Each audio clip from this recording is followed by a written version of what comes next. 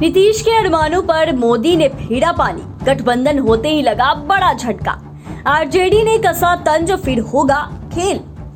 लोकसभा चुनावों से पहले बिहार में हुए सियासी उठापटक के बाद से राज्य में हलचल तेज है।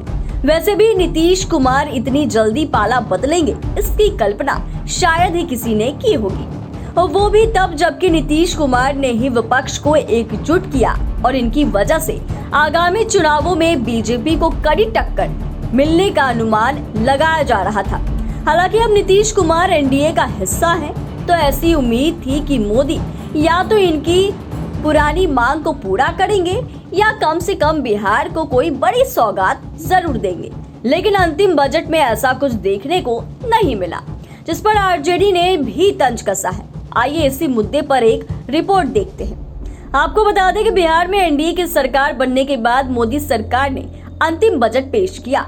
चूंकि कुछ दिनों पहले ही बीजेपी और जदयू का फिर से गठबंधन हुआ था, ऐसे में अनुमान लगाया जा रहा था कि अंतिम बजट में मोदी सरकार बिहार के साथ साथ नीतीश कुमार को भी खुश करने के लिए उनकी बहुत पुरानी मांग को पूरी कर सकती है। लेकिन बिहार को एक बार फिर निराशा हाथ लगी।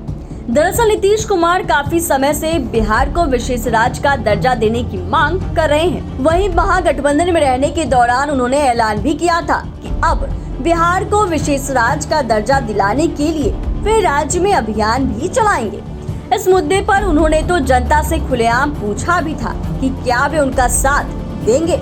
इसके बाद ऐसा लग रहा था कि आगामी लोकसभा चुनावों में नीतीश कुमार बिहार को विशेष राज्य का दर्जा दिलाने की मांग को चुनावी मुद्दा बना सकते हैं। लेकिन अचानक ही वे एनडीए में चले गए।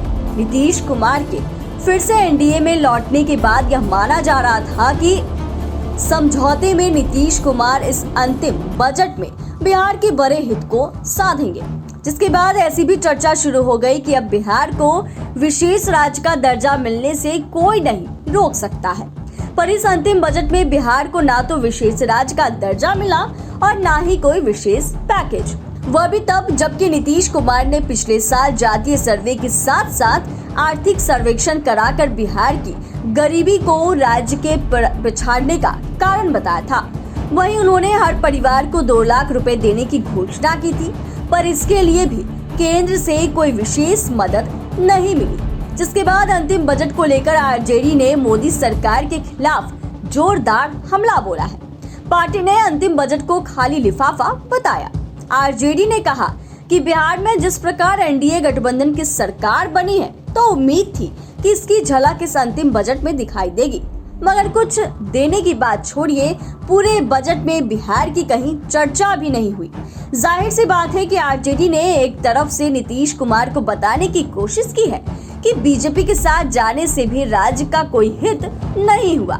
देखे तो नीतीश कुमार केवल राजनीतिक समझौता करने के आदी नहीं है।